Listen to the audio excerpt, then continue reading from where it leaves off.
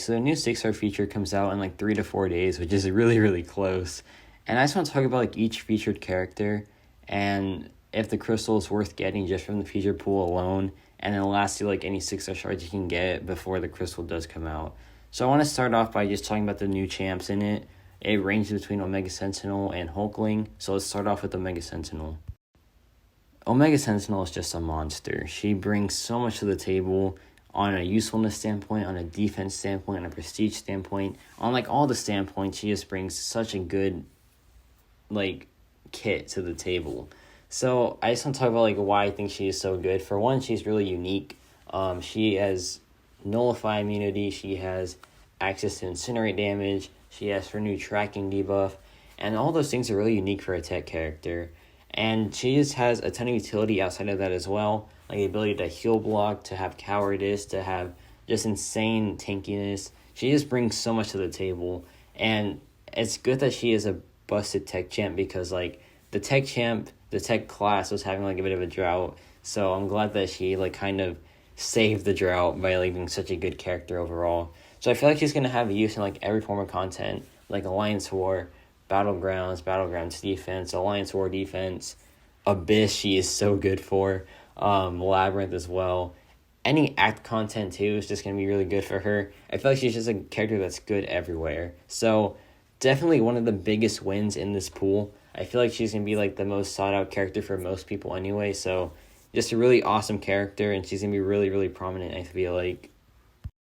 Next up, we have Black Cat. I feel like Black Cat is like can be described in a simple way, and it's just like there is more that needs to be explored because she is one of the best damage dealers if she can fail abilities. But I feel like outside of that, there's really not much to like talk about. But that single ability is just so worthy of talking about because there's so much that can be done with it. You know, there are so many abilities in this game that can be failed. Like, you go to Alliance War bosses, they have abilities that can be failed because of that one node where it's like, you get the physical resistance or the energy resistance, right? And, like, just any place that can have an ability failed, she is going to be so good for. Like, Labyrinth, obviously. And then, Battlegrounds, I feel like there's going to be definitely some defenders there that can have abilities failed. And just, like, Battlegrounds in general, she's going to be, like, such a fast damage dealer. So, I feel like there's usefulness for her, especially in Battlegrounds. Alliance War attack for sure. She's definitely more of an attacker champ. I feel like she's not too good on defense. So I feel like there's just a lot to be explored with Black Cat, and I feel like she's going to have usefulness in like the most relevant content. So yeah, I'm excited to see what people think of Black Cat. I feel like people will like her. She's not the easiest character to play, but I feel like that's going to be fine because she is not the hardest character to play either. So I'm excited to see what people think of Black Cat. Now we have the big dog. We have Scorpion. Scorpion is a monster, man. He has so much damage output. It is insane. The best part is, though, he can switch his damage output to be good for short content or good for, like, Abyss type content. His damage output is, like, ranges so much, and that is, like, one of the best things, in my opinion, about him. He also has, like, a pretty good set of utility. He has really unique immunities. He can decide which damage over time debuff to inflict, so he can like pretty much bypass any immunity in the game because he like selects which debuff he wants to put on the opponent, which is such a good ability because there is like one single poison and shock immune champ in the game, and there is not a single poison, shock, and rupture immune champ in the game. So that's like such a good ability on its own. And then like he is so good for Alliance War attack because his utility is kind of just like made for some of those fights. I feel like he's going to be one of the best Alliance War attackers going into the next season, and I feel like he's going to be one of the best like Battlegrounds characters. I feel like he is more of a attacker oriented champ. I feel like he is more like of an attacker than a defender, but I feel like he can still have some use on defense, so I'm saying he's going to be a really good Battlegrounds character because of that as well. And yeah, any like act content, any like long form content like Abyss or Labyrinth, he's gonna be so good for, and he is just gonna be good like literally everywhere in my opinion. So definitely one of the best characters in this crystal. In my opinion, he is like the second best champ of the year as well. So yeah, things are looking really up for Scorpion. And now we're gonna talk about a champ that at first didn't sit too good with me, but now I've appreciated the character a lot more, and that is Rencho. Rencho is an absolute beast. He is such a good fight controller. He is such a good defender. I feel like there's just a lot he can do. Like, his fight control is insane. He can make sure the opponent never leaves the corner and, like, never gets a single buff. That is, like, absolutely absurd buff control and fight control.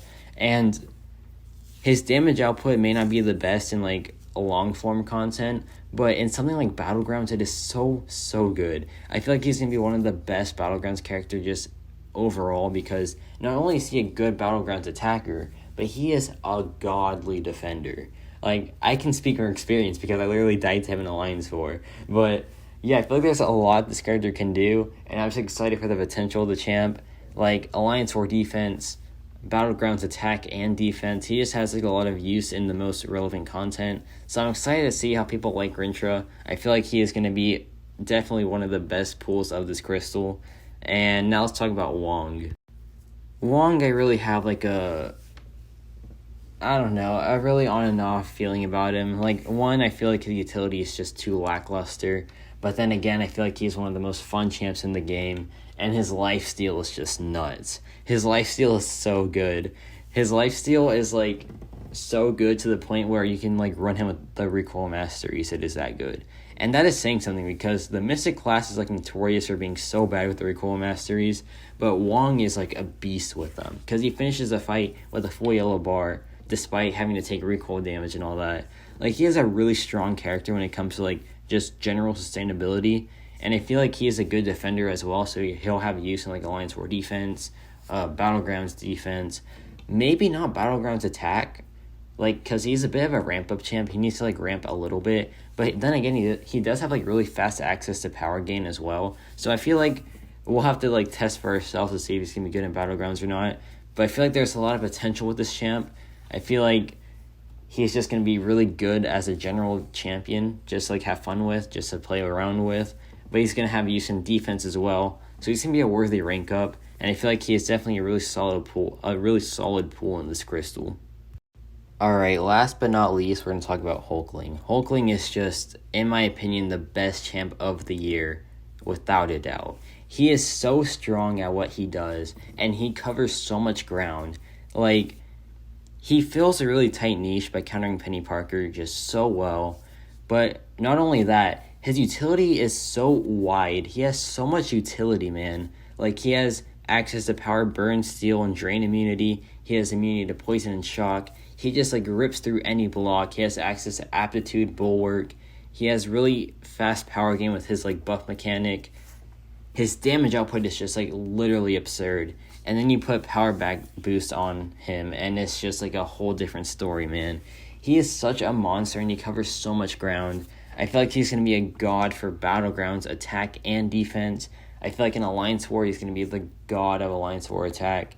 And I feel like he can be a good defender too sometimes. Like, there's just a lot to talk about with this character. And I feel like in every single game mode, he is going to be one of the best characters for it. Like, Battlegrounds, Alliance War, Act 7, Act 6, Labyrinth, Abyss. He is just good for it all. He is amazing for it all. And I feel like he is going to be the future of the game. Like, he is such a strong character in my opinion, and I feel like he definitely is the best champ, not only in this crystal, but of the entire year of 2022 so far.